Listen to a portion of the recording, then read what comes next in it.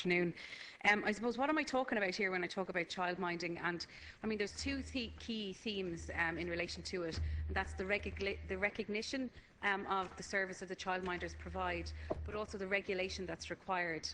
It's estimated that 50,000 young children are cared for every day by childminders in Ireland, but only 1% of paid childminders are currently subjected to inspection, and that's quite a stark figure. Childminding is the #1 choice of parents who wish to return to education, to training, or to go to work. The data, Minister, as you will know, in relation to children's services is often scarce, and unfortunately it is scarce in this issue. But approximately 19,000 paid non-relative childminders care for young children every day. And the role of the childminders, advisory officers that have been employed by various childcare committees at both city and county throughout Ireland, their job over the last 10 years has been about trying to regulate and to engage with these 19,000 paid non-relative childminders. And what they have been doing is they have been helping them to implement the national childminding guidelines set by the Department of Children and Youth Affairs. They have been able to bring this group, predominantly of women who've been providing an excellent service, a flexible service, the kind of service that we require and need for our young children, by providing them with access and training in relation to health and safety, child protection, fire safety, diet, healthy living, and even escape plans to give assurance to parents when they drop their children to their homes. In the past, it's fair to say that childminding made up a large proportion of what would be called the informal economy. But we saw that after the expert group was implemented in the year 2000, that a tax exemption was put in place for childminders that could earn less than 15,000 per year. And there is some concern by childminders now, with this role being removed from the city and county childcare committees, that the administrative task, who will overtake this and who will oversee this into the future, to allow childminders to continue to provide the vital service for young children throughout the country. Particularly for a constituency like my own in Waterford, where we don't have a proliferation of capital purpose-built childcare facilities, and childminders offer the assurance that parents want, because we're talking about very young children, maybe 6 months old, and how beneficial it is for them to be able to be cared in a home, in a one-on-one environment, and often with sibling groups, and how that is not only reassuring and good for the parents as they go off maybe to work or for education or training, but how it is good for the child and for their development. And there is a huge amount of concern. I had a public meeting with a number of childminders on Monday in Dungarvan in County Waterford, and overwhelmingly what came across from those group of women, and there was one man, was the passion that they have and the commitment that they have to this service. They felt that they've been on a journey for the last number of years in terms of professionalising themselves, improving their standards, improving the kind of care that they can provide to children, and they feel now that the rug, for all intents and purposes, has been pulled out and from underneath the childminders. Mr. Fitzgerald, give us 4 minutes. Thank you, Deputy Conway, for raising this matter for debate, and I am aware of your interest in this matter, and I share your views indeed, and I share the perspective which you have given here today, because I do believe that childminders have a very important role to play in the continuum of childcare provision. I've always believed it, and it is certainly the care of choice, which many parents, as you've said and have shown by the statistics you've quoted today, it is the choice that many parents make in this country in relation to the care, particularly of very young children. And I do want to take this opportunity, because I think it's rare enough that tribute is paid, indeed, to the childminders the length and breadth of the country. And as you know, under the Childcare Preschool Services No. 2 Regulations 2006, childminders taking care of more than 3 preschool children from different families in the childminder's home are required to notify their service to the preschool inspectorate of the HSE, and are subject to inspection and report by the inspectorate on a regular basis. That's, of course, if there's more than 3 children. So for those where there aren't 3 children, that inspection regime doesn't apply. In fact, some people believe that it should, and I think you've maybe hinted at that yourself in terms of your own view here today as well. Now, what has happened is that measures have been put in place in addition to this to support childminders who are exempt from regulation to voluntarily notify. Now, it is interesting when you look at the figures that hasn't been taken up to a huge degree around the country, despite the presence of some specialist help for the childminding sector. And that's something I want to explore further and really examine and see why it hasn't happened and what can we do to influence more childminders to voluntarily notify so that they then get the kind of supports which you're talking about, the group that you met the other night, have actually availed of, but the vast majority of childminders have not.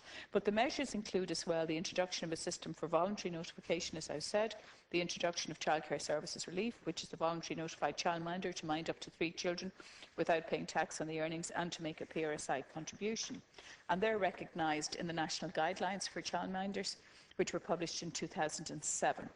In 2002, the Health Service Executive agreed to fund a number of childminding advisory officer posts, who in many cases, but not all, would work with the local city and county childcare committees.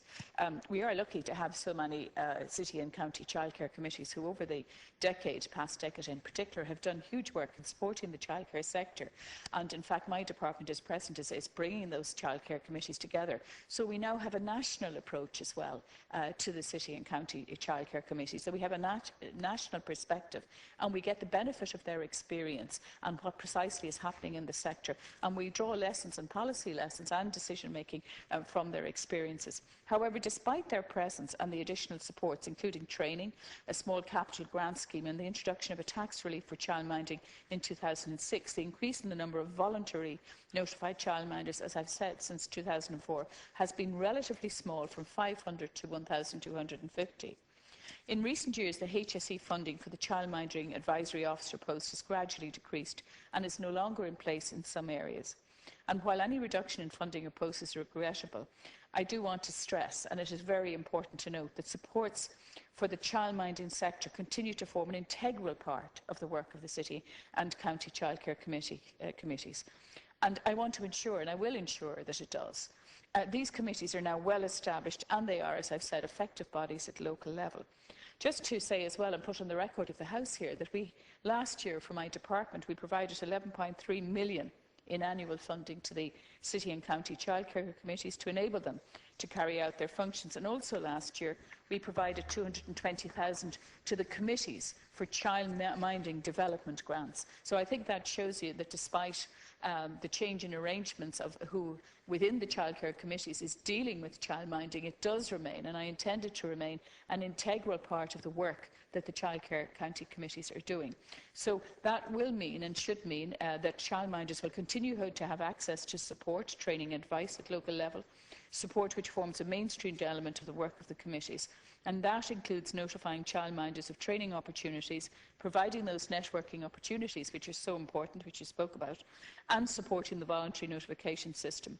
However, I do take your point that the loss of a post may lead to uncertainty among childminders, and I have asked my department to engage with all city and county childcare committees to ensure that these supports are communicated, known about and easily available to local childminders. And in addition, and I will conclude, Chair, the HSE has advised it will continue to provide support to city and county childcare committees with respect for childminders. And I am meeting all of the managers tomorrow of the HSE and I will take up this point. We're also working on the first ever national early years strategy, and under the expert group chaired by Dr. Eilish Hennessy, I have asked her to examine the whole role of childminding as well. So I want that strategy to be a dynamic, integrated and innovative blueprint for the future of Ireland's early years sector, and decisions on how best to support and regulate the childminding sector will be addressed in the early years strategy. Thank you, Minister.